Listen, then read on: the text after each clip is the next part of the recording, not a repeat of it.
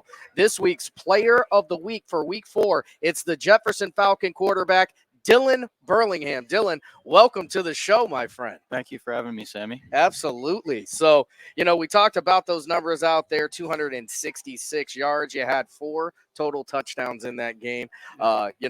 What was going on for you you seem to be in the zone every week when you get out there on the field, but what was going on in this one in particular? Was it the home field that got you going? Because you guys certainly play on one of the sweetest fields in all of Ohio. One thing is I just try to lock in as best as I can with plays, just study on film all week. And, we haven't lost against Harvey at all in all the years that we played them. So it was definitely a motivator to go in that game and try to ball out as best as I can on my part, at least. Yeah. You guys go out this year, obviously last week was not the ideal weather for Jefferson football. You guys like to get out there, put your athletes in space and put it in the air. I don't think it stopped raining from Thursday to about Sunday afternoon. So, it made it for a tough one. But this week, you got a chance to show off the cannon, the Burlingham gunshot, 266 yards. Talk a little bit about this receiving core you got, because, man, can those guys go. Yeah. I really feel like we have the best receiving core in the conference. We got Terry Brown. He can get up. He can snatch the ball from the sky. You got Cage Bozar. I can rely on him in big plays. Plays we need a first down or we need something to happen. He's my fast guy. And Devin Salinas is the guy that everybody underestimates. Absolutely. It's easy to do. I'm telling you, and, you've got other guys that can help in there, like Joel Navarro as well. He's coming out of the backfield. Sometimes you'll see him. You guys can really go 4, even 5 wide at times if you need to at that receiving core. And as a quarterback, does that help? Does it boost your confidence knowing that as long as they're open, they're going to catch the ball? Yeah, it really lets me know that I can just put the ball wherever I want it to and just know that my backs are all strong. I'm going to be protected back there. I have all the time in the world, and my O-line's going to be able to block for me. I've had wonderful time back there with these guys. Yeah, and you brought up the offensive line, which is a great point to talk about because as the season started, I think every team has questions. Yeah. That's no slight to anybody, and I think offensive line definitely was a question with losing some of the guys you guys have over the year. What are some of the names? What are some of the things you're seeing from this offensive line? I see just nothing but teamwork. All of them work for the guy right next to them, and no matter what, we just work as a team. If someone does wrong, we try to just stay after practice and make sure we have it right. We don't leave practice until it is right. We got 2 sophomores on the line, which is just absolutely insane. One of them being absolutely huge and dominating the whole line so far all season. Yeah, I'll tell you what, the one he's talking about is Tressler. And, it doesn't hurt. It's got to boost the confidence. And, when that guy stands up, you can't even see the field goal post anymore. I mean, you've had a lot of guys jumping up there. And, it was a tough season last year. Talk about coming into this year and how you kept your head in the game because, there's a lot of kids, there's a lot of guys, a lot of players out there that after dealing with the type of season you had last year, don't want to do it anymore. That's not the case with you, though. Yeah. I just went into the off season just last year. I wasn't really like football smart with reading and stuff. So I really got in the weight room. I needed to get bigger. I did that. Really showed at the combine how much work I've been putting in. Third, I believe, overall. Third overall in the bench press. He's a quarterback, folks. He's a quarterback. Third overall. But this season's just a big one for us. Last year was really rough. We had no leaders really. It seemed like just everybody was kind of like our seniors were a little selfish at the time, and it just put the team a little down. So this year it definitely has helped. So, let's talk about that transition. So you go from a sophomore, you're a junior now. Yeah. And I always say, that freshman and sophomore year, you're kind of finding your place in the team. Mm-hmm. You're kind of trying to find out where you should be, what you should be doing. That junior year starts the transition year where you feel comfortable where you are at. What are some of the things you did this year to prepare for this junior year? This year, I got in track. I got fast. I was studying plays all season, what we're going to be doing. And,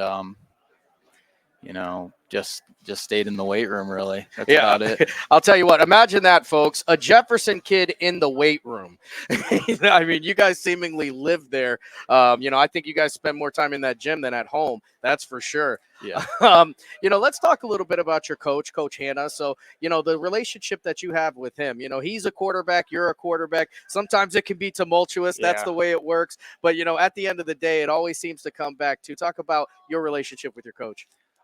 We definitely just like talk. We talk all the time. We communicate outside of practice about just plays, and I come early to break down plays, film, and we just try to have a communication as best as we can. And lately, I've been honestly getting on the same level to where how he thinks on the reads and how he thinks on offense. Boy, Coach Hanna likes to hear that.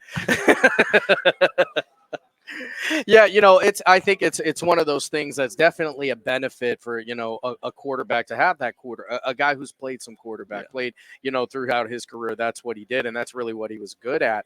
What are some of the things you tried to make sure you were doing outside of the weight room, when it came to film? Were there some different things you were watching? Are there tendencies? Are there things you were looking at on yourself? I just try to hold myself to a high standard, not making just because it was a good play doesn't mean like there's little errors in between, like in my footsteps and my reads and how I stepped up in the pocket. Just that's about it. Yeah, it's one of the sayings I've heard this year, and I think it's such a great thing, and I think it's something you guys are incorporating there is you can't sacrifice perfection for success. Yeah. So just because the play worked doesn't mean you did everything you needed it to, especially with some of the playmakers you guys got out there, because there's some guys that, maybe the throw wasn't the one you wanted to get, but somehow Terry Brown reached up 14 feet in the air and grabbed it. Yeah. And also when I'm breaking down film, try not to make it about myself all the time, break down my teammates and try to help them in their game as well. Yeah, that's big. That's big, is taking that personal accountability. One of the other things you guys do out in Jefferson that I think is awesome is just the sheer amount of playing that you do. Mm-hmm. You guys are out at 7-on-7s. You're going to all these camps, and you guys seemingly are 12-month football team. Yeah. How much do you think that helps you guys when you're getting ready? Because some of the guys you're going against, I mean, wherever you are top level guys. Yeah, I think the 7-on-7s really has helped our passing game.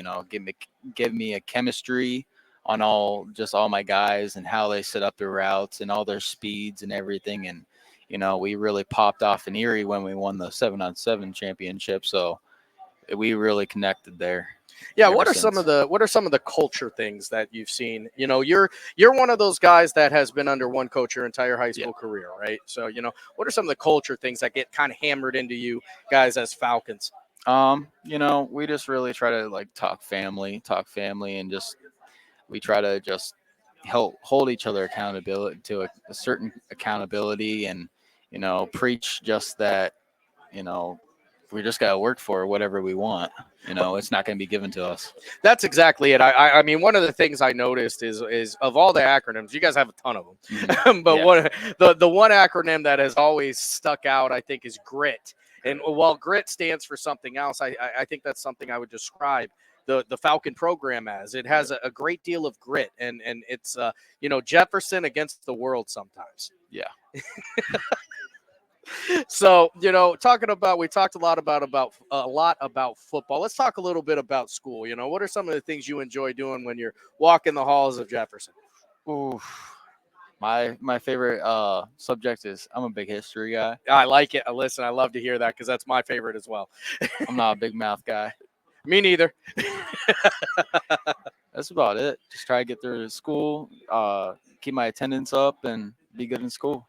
Listen, that matters. That absolutely matters. What are some of the other sports that you play? You talked about track, but at one time you were a baseball guy. Yeah, I did travel baseball for a little bit. I played for Jefferson for a little bit. I wasn't really a varsity guy. I was kind of like a JV guy, but yeah, I felt like football was my kind of path in track, and that's about it. So when you switched over to track, obviously there's a transition from that. You've always had speed. That's not something you've ever lacked. But what were some of the things you had to get ready, and really more so, how much did that help you with football? It helped a lot, especially the stretching that we do our track coach is big on stretching and core and just technique. So I think that's helped on my stride and just everything. Yeah, that's big. That's big. I think, there are two sports that I think produce the best football players. Track being one of them. Obviously, I believe I've said it numerous times. Wrestlers make the best football players, but you're not a winter sport guy. You spend that time in the gym. Depending on what position you're at, you're a linebacker. Wrestling's your place. Yeah, that is exactly it. You've got we're halfway through the season. We're going into week 5 right now. Getting ready for some conference plays. Obviously, every single game matters. You prepare for every game, with the utmost importance. But what are some of those games that when Dylan's at home looking at the schedule that get a little double circle? I think a big one is definitely going to be this coming week, Orange, 4-0. We want to knock them down. That'd give us a lot of points, and everybody's thinking they're very high. And, I think we can really put it to them. Yeah, absolutely. And obviously, Lakeside Homecoming. The Lakeside Homecoming game. See, I'm telling you, folks, that Lakeside Jefferson rivalry used to be a big one. And now that CVC Lake is back, I can see that the Kindle is starting to get it going again. And you guys are really, really going to match up well this year. Final question before I let you go. Dylan, when Dylan Burlingham is on the field for the Jefferson Falcons, what can we look forward to seeing? You can look forward to me getting to that 1,000 here soon and putting up more. I'm definitely going to just keep breaking records. And I want to break a record, but let's get a win. Let's get a win. That's right. See. It's wins and then records. And if you get them together, it makes for a good match. All right, everybody. That's going to do it for this week. Our week 4 player of the week, Jefferson junior quarterback, Dylan Burlingham. Thank you, Sammy. Good job, man.